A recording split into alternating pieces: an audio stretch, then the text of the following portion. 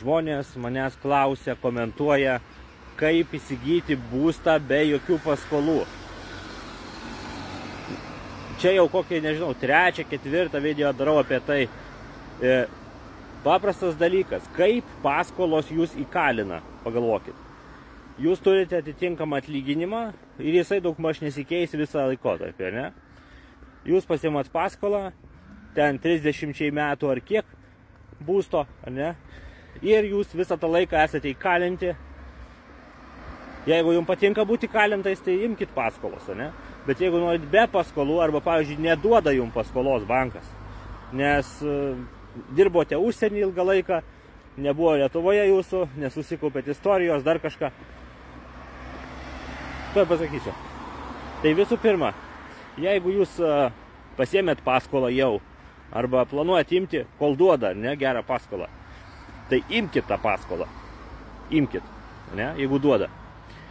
Ir tada jūs keiskite darbą į labiau apmokamą.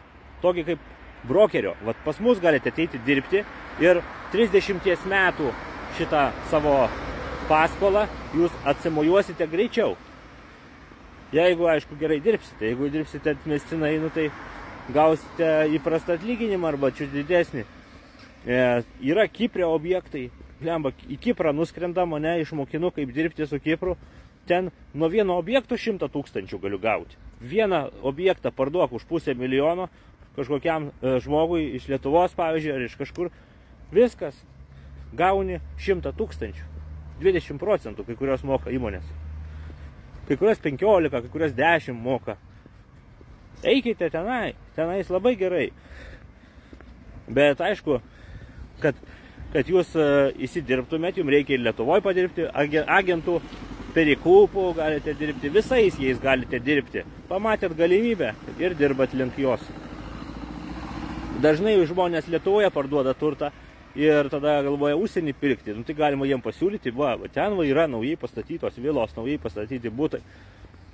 Ir tiesiog tokiu būdu jūs uždirbsite daugiau pinigų ir pas jūs bus tokie nestabilos pajamos, bet bus tokie šuoliai su pinigais. Ir kai yra pinigų šuolis pas jūs, jūs atiduodate banko paskolos didesnę ir didesnę dalį. Tai čia taip banko paskolą galite greičiau atiduoti, ne? O kas neturite iš viso pinigų ir banko paskolos negalite gauti, ar ne? Bet dirbti norit. Tai jūs pradėkite dirbti su to turtu, kokį jūs norite įsigyti. Pavyzdžiui, norit nusipirkti namą, pardavinėkit namus. Ateikit pas mus, mes išmokinsim, pardavinėkit juos. Tai, ką nori įsigyti ir tau atrodo beveik neįmanoma, pardavinėk tą turtą. Tu su tuo turtu tapsi antiek pažįstamas, antiek tau taps viskas aišku ir pas tave atsiras variantai gyvenime. Tu geriau išlaikysi dėmesį link savo noro. Ir tą norą savo pasikoreguosi, jeigu jisai ten kažkoks paviršutiniškas yra, kai labiau susipažįsti su tuo dalyku, ne? Pasikoreguosi, gal tau netokio reikia, gal kitokio reikia, gal netokiom sąlygom, gal dar kitom. Aš, pavyzdžiui, buvau įsitikinęs, kad aš kažkokiu tai būdu gausiu namą, bet nepirksiu. Ir neįsimokėtinai, ir nesiskolinsiu.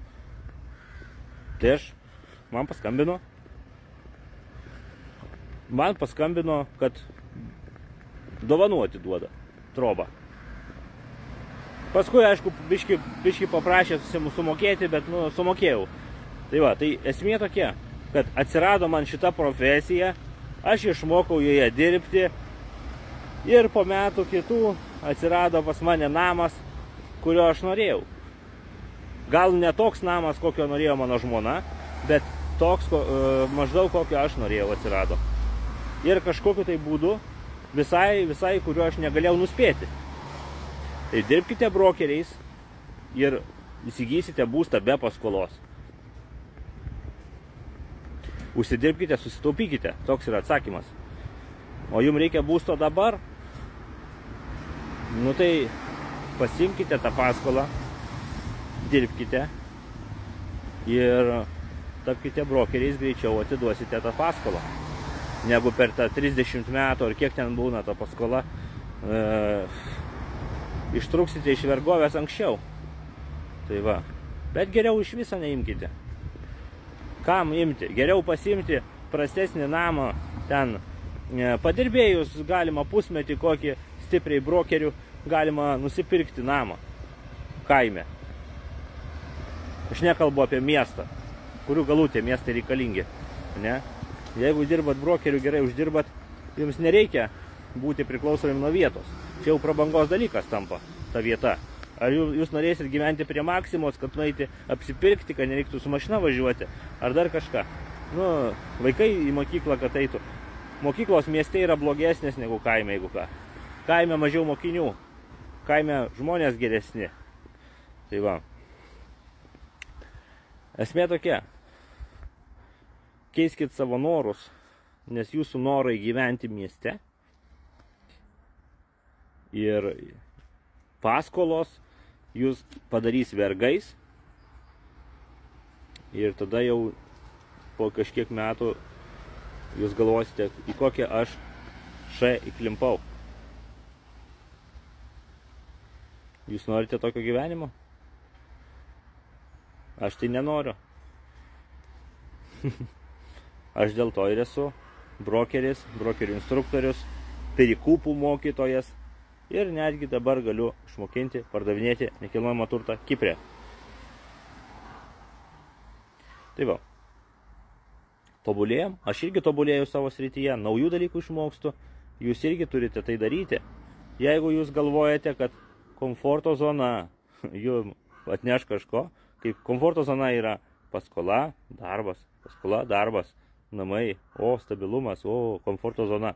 Komforto zona, atminkite tai, kad yra tobulėjimo stabdis, sustoja tobulėjimas jūsų, jūs niekur netobulėjate, gyvenime prošvaisčių naujų nebeatsiranda. Tik tai, kada jūs nuspręsite kažką keisti, išeisite iš komforto zonos, padarysite kažką naujo, o jau atsiras nauji rezultatai. Tai va, tai tiek, mėlyjeji. Sekite kanalą, dalinkitės ir nepraleisite kitų video. Ačiū tarp kitko už gerus klausimus, rašykite jų kuo daugiau ir aš padarysiu video atsakymų į tos klausimus. Tai kaip įsigyti būstą be paskolos? Apibendrinimas. Dirbkite brokeriu, pardavinėkite tą turtą, gaukite turtą dovanų. Yra žmonių, kuriem greitai pas dievulį, jie nori atiduoti turtą, jiem nereikalingas. Jūs tik tai mokėkite jį pasiimti, jūs jiems mokėkite save pristatyti ir jie jums atiduos geranoriškai, užrašys. Tai va. Arba įsigysite, susitaupysite pinigų, brokerio atlyginimas nėra toks labai blogas. Laiko sąnaudos minimaliai būna, aišku, kol tu mokiniesi, gal daugiau, bet po to, kai išmoksti, tau labai minimaliai laiko sąnaudos, o pelnai tokie pat, kai tu dirbtum visą mėnesį kokiam kasininku ar dar kažkuo, nuo vieno pardavimo. Nuo vieno pardavimo gauni kasininko atlyginimą. Tai va. Iki.